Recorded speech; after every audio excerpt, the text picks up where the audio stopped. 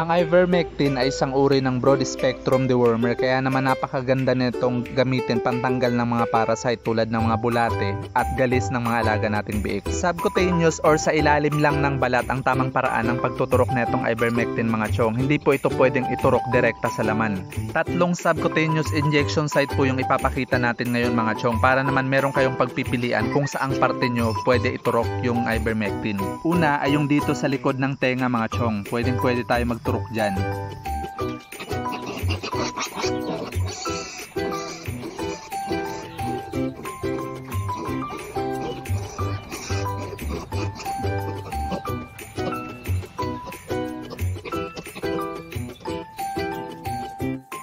Pangalawa ay dito sa may bandang tagiliran mga chong, yung balat sa pagitan ng hita at ng tiyan ng alaga nating biik.